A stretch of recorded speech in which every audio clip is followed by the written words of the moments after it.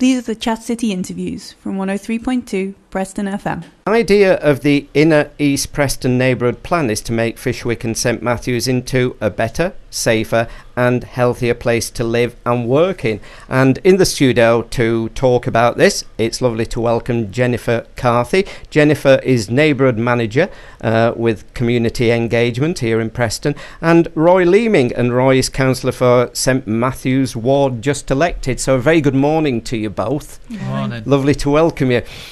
Maybe you can tell us a little more about the neighbourhood and about the plans for the future. Yeah, I can start with that if you like, Councillor. Yes, it's very nice to be here this morning and sharing the platform with an elected member of the ward, so you get the two viewpoints, I think, from a council officer involvement and an elected member involvement. And just to give a quick overview of the area, as you've already said, Hugh, that the Inner East Preston describes two wards in Preston, which are Fyshwick and St Matthews wards, and you quite rightly you've pointed out that there are some challenges in those wards. It's an area that's seen significant economic decline over many years, and it often can take many years to build back that economic activity and social inclusion that we're trying to achieve in the area. I've been working very closely with a group called the Friends of Fyshwick and St Matthews for the past 5 years. They are all residents, and they are very well organised and a very strategic group of individuals who've come together, and they have a vision, and you've just described their vision, which is to make the Inner East Preston a safer, healthier, cleaner, happier place to live. And in order to do that, they've embarked upon a really innovative piece of work which has taken 18 months up to now to start to develop, which is the Inner East Preston Neighbourhood Plan. That's not all that the group do, but I can talk a little bit about that, and I'm sure the councillor would also like to say a bit more about the neighbourhood plan. Please. I think it's important to differentiate between the aspirations of the Friends and the actual formal planning document, which is the neighbourhood plan. The area has produced, it's the first urban area in the country that's been able to successfully produce a neighbourhood plan. That's with the council now and is out for consultation. That's going to be a formal planning document that will drive all the planning decisions that affect the area. At the moment, there are two major shopping areas in the two wards, Newhall Lane and Ribbleton Lane. There's very little control over the type of properties that are businesses that are operating in those two areas. It's predominantly hot food takeaways, which only open in the evening, so it's cutting down on the economic activity during the day. One of the key strands within the planning document is to actually put a limit on the number of those non-traditional retail outlets that we allow, so we can actually start to control the development of those shopping areas, which hopefully we can introduce more traditional retail type outlets, can generate more activity and interest in the shops, which will then have a knock-on effect on those areas. We'll hopefully introduce more retail opportunities. There are areas of control over the way that the shops look that we can gradually improve the look of the look and feel of the areas, which again will have a knock-on effect on other properties. There's key strands about green space, protection of community assets.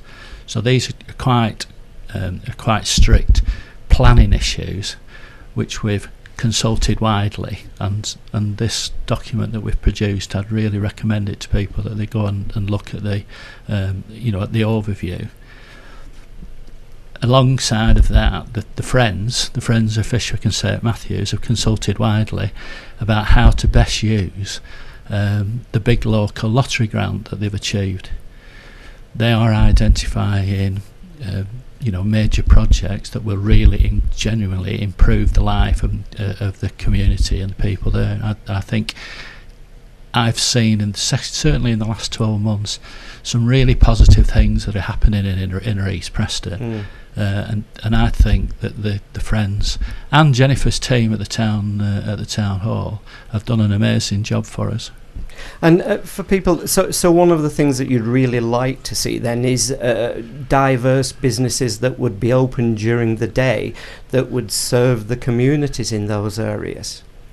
Yeah, I think it's worth pointing out that the shops in New Hall Lane are very diverse, and it's one of the few areas in Preston that in an economically disadvantaged area where people can still access reasonably priced fresh fruit and vegetables, and there are a lot of food shops, food outlets that serve specific minority communities as well. So it's really vibrant and really thriving. But the Friends of Fishwick and St Matthews also need to provide balance to what exists in the area. And as Councillor Leeming has just said, there is a high percentage of fast food outlets in close proximity to the schools. They're open at night. There are health outcomes in the area that are affected. And again, the Friends of Fishwick St Matthews are a very strategic group, so they're looking long term that if they can reduce the numbers of unhealthy outlets and maximise on what people value in the healthy food outlets, then I think in the long term we'll see health improvements in those areas. And for listeners who are tuned in at the moment who may not know Preston too well, can you just tell us where exactly inner East Preston is? It's surrounded by... Well, it's the boundaries is London Road, which is the A59, is it? New Orleans, the A59. Well, the boundaries are the old railway line in St Matthews that ends around Skevington Road, and the old Longridge to Preston railway line on one side, London Road in the south, and then the Fishwick Nature Reserve, a wonderful hidden gem, a beautiful asset right in the heart of the area that we're talking about, is on the other side, and then Blackpool Road. I'm sorry, I don't know the A numbers of the roads. No, that's fine. I can't think what they are. It just gives people an idea of the side of Preston that we're talking about. It's a major gateway into Preston. Is the New Hall Lane. You come off at the Tickle Trout roundabout from the M6. I think that's junction 31. And of course that's why people know it well, because as you say, it's one of the main arteries into the city. Yeah. And a draft of the plan stated that it aims for the area to be one of the best parts of the city to live in. How would you measure if you're going to achieve that plan? I'm not sure if I think the aspiration to improve the area, that's one of the Friends of Fishwick and St Matthews. So I don't think that's a planning goal. But the key objectives, when we did all the consultation with the local residents, we came out with our 5 priorities, and we're going to focus at first on 3 of them, which are green space and environmental issues, housing, and employment and training. Now, the areas certainly can be described as disadvantaged. Employment opportunities have reduced recently. It's one of the most heavily built up areas of the city. But the definite plus is the people that live there. The people that make up the 2 wards are, they are typical Preston people, friendly, helpful, supportive, and obviously we will want to build onto that. We have plans to introduce some incidental green space throughout the area. That's going to have, obviously that will have a positive effect. We have plans to encourage the return into use of a number of empty derelict properties throughout the area. I always cite the Morrison's development as an example of what was a very challenged area. It was it was quite run down that area around there. Morrison's have built the store. They've employed local people. They've put a beautiful store on the corner.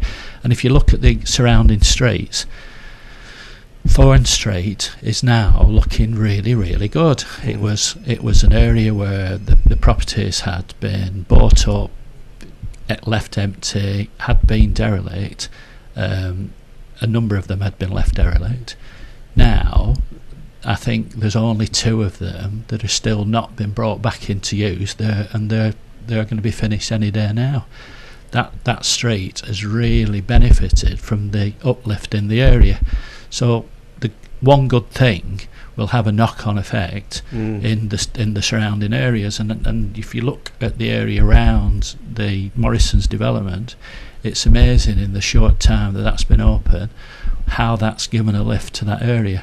That's what we want to do in other parts of the area. And what's probably the first thing that you would really like to tackle? What is going to be one of the first things to change? I think that the planning document is limited in how things can change quickly, because as Councillor Leeming has said, it will become a statutory planning document. So any development, any planning application that is submitted to the council that relates to that boundaried area of Inner East Preston will have to take into account what's in the plan. So that, I think, will take time before it really impacts upon how the area takes shape. The Morrison's development that Councillor Lehman has referred to has been many years in its development, and it's coming to fruition now, and you can see the environmental and social impact of that. In terms of the neighbourhood plan, again, I think that we can have, as Councillor Lehman has already said, some controls on the types of shops and retail usage in the area. The big thing that came out from the consultation were things that people value in the area. I mean, we have mentioned that it's an area that's socially, economically challenged, and environmentally, bit of a mess in some parts. But what people came out from the consultation telling us was that there are lots of assets in the area that they want to preserve and protect, and the planning document can do that. So it isn't to restrict any development opportunities in the area. That's very clearly laid down in the national legislation around it. But it's such a densely populated and built up area, there's not a lot of space to develop. So we have to look at what the area already has and enhance it as far as possible through statutory planning decisions. So people told us that they do really appreciate the green space that they do have. They'd just like to see it improved. People told us that the numbers of community groups and associations that exist in the area and the faith groups are highly valued. And again, we have to maintain and protect and enhance those. Now, this planning document doesn't draw down regeneration funding that we can invest in those properties, but it will prevent them being changed into something that local people particularly don't want or need in the area. But the big local that Councillor Leeming referred to earlier is an investment award. It's an award of £1 million that is going to the area. And again, there are two documents and two separate consultation processes that are going to be dovetailed in this next 12 months. The consultation from the neighbourhood plan, which is a document that will provide powers to the community by affecting how planning decisions are made. And then there's the big local plan, which draws down funding to enable to address some of the issues and make some of the improvements that people have said they want through the consultation process. Right. And as you mentioned, it's quite a densely populated area. So has it been quite difficult to actually communicate with the various communities, or has that been easier than you actually thought it would have been? I think that, I think that because Preston has seen lots of different regeneration schemes and programmes. People are experiencing consultation fatigue, I think. I've heard it described. And surveys and questionnaires can sometimes be a bit onerous, and people think, what's the point? So from the outset, what we decided with the Friends of Fishwick and St Matthews is that we would be really quite creative about how we provided people with information and how we gave people opportunities to give us information. So the consultation process basically asked 2 questions, which were, what do you value about the area, what do you like about the area, and what would you change, what don't you like about the area? And from that we were able to analyse and put issues into different themes. Now, in order to talk to people, we did things like attend fun days, consult with community groups and associations. We went to school parents' evenings, which was very successful. Once we were in the school, people from all backgrounds and nationalities were able to engage with us. We held a consultation event and drop-in and a walk in the area survey for all local businesses. We took out the council's citizens' own vehicle in different locations. We've had high-profile visitors. Our own MP, Mark Hendricks, attended some of the consultation events. We've had ministers from central government visit the area to provide some attention to it. We've put out notifications. We took information. We analysed where there was a gap in people's responses, so we did some more focused work in that area. We looked at were there any language barriers, and some of the Eastern European communities had the biggest language barriers, so we translated information into Polish, although there are lots of other languages used in that area. It seemed to be the main one was Polish, and we engaged with some of the Eastern European shops around the area. So we did lots and lots of different types of consultation methods. And it must be so nice to see when the community themselves come together and take a pride in where they're living and want to work alongside yourselves in making such a change. I think that's one of the strengths of the area, the community spirit, and obviously that's what we want to build on. So how important then to take this ahead is the relationship between the neighbourhood team and yourself, councillor? The neighbourhood team are an inspiration. I've always heard of the criticism of town halls and bureaucrats and people in ivory towers. So obviously when I got elected onto the council a month ago, I've been amazed at the dedication and professionalism of the officers at the town hall, and the neighbourhood team are, they're a credit to Jennifer, and they're also a real asset to Preston. Nothing is too much trouble for them. The effort that they will put in, the way that they are prepared to get involved in communities to help, to identify issues, and to drive them through. So from an elected officer point of view, I'm definitely proud of the officers that are serving for us. The next issue for us will be there needs to be a referendum for this neighbourhood plan in September. We've been consulting. In September we need to take that plan to the residents of the 2 wards, who will then need to vote to adopt it.